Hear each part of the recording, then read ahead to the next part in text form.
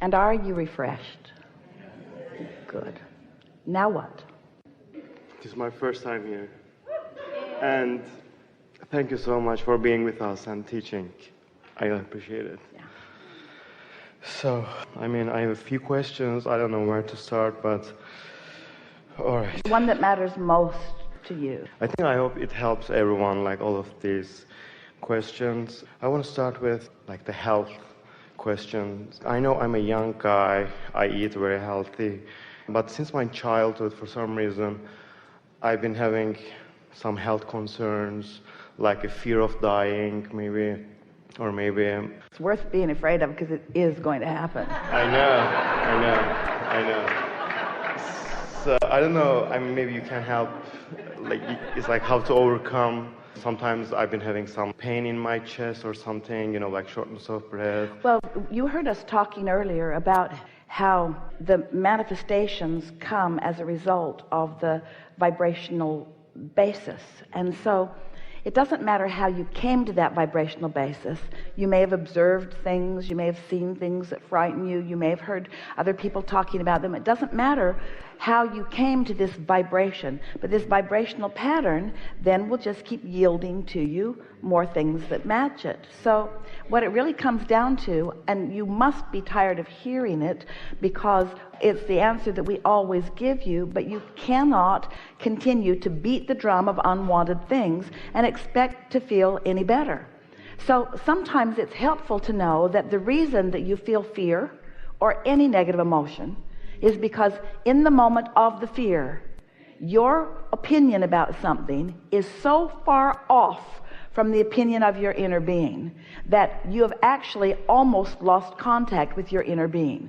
And the more contact you lose with your inner being, those are much too powerful of words, because your inner being never stops focusing on you. It doesn't matter how strong a signal the broadcasting tower is sending. If you turn your receiver off, then the broadcasting tower may as well not even be sending a signal out. So you can pinch yourself off from that. When you say these are things that you've been worried about for a long time, you've got some momentum going about them, but it always means that your inner being is not in agreement.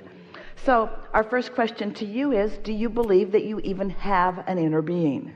Yes, I do. And are you interested in what your inner being thinks about things? And do you believe in the validity of the wisdom of your inner being? And so if your inner being was standing in a room with you, as your inner being always is, and you said, I'm worried about my physical body, and your inner being said, we are not worried about your physical body, and you say, well, inner being, you're not here with my physical body in the way that I am, and your inner being would say, yes, we are in every cell of your being. We are completely aware of everything that's going on with you. We know the request that every cell is making. Every cell that makes a request, a signal is given, and you say, well, I'm really not aware of that, and your inner being would say, we know that you're not aware of that. That's why you think things that block the signal. And you say, well, I don't feel so good, and your inner being would say, we know you don't feel so good because you're blocking the signal. So even though your cells are asking and we're sending something that would bring you a replenishing experience, you're not letting the replenishing experience in because you're blocking it. And you say, I know, but the reason I'm blocking it is because I don't feel good. And your inner being would say, exactly, that's what's happening. We know that you're not feeling good and that's the reason that you're blocking it, but you've got to stop blocking it. And you say, well, I can't stop blocking it because I'm worried and I don't feel good. And your inner being is saying, unless you are allowing yourself to find a feeling that is apart from the physical evidence, then the physical evidence can never change. And you say, but wait, if you would just give me different physical evidence, then I would feel better. And your inner being would say, that's not the way that it works. Everything comes in response to, the record is broken, everything comes in response to what you are broadcasting. Everything. Yeah. You just cannot get around it. And so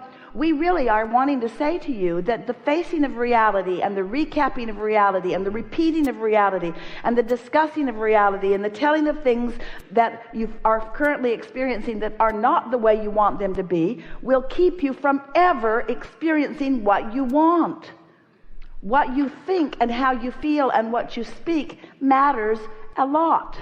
You just can't get there from there. It's like saying, I would like to go to downtown San Diego, and someone says, well, you need to get on Interstate 5 and point in the direction of south and just keep going. Stay on 5. There are other options, but stay on 5 and it'll take you right into the heart of downtown. And you say, okay, I'm really excited about this.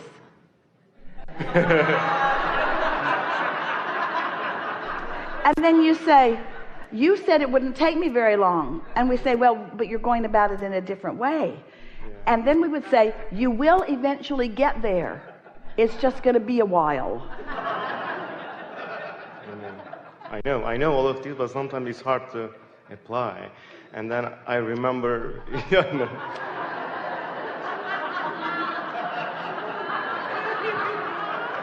and then I think about Jerry, like I was so upset when I heard about his transition.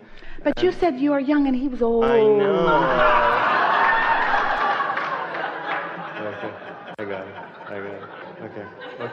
Okay, thank you. And you cannot make any comparison between anything that's happening to anyone else because you don't know what their intentions are. You don't know what call they are following. You don't know that was not and it was the next logical step. So was it Jerry's choice? Of course. Not Esther's. Yeah, Esther must have been upset. She's still pretty mad at him.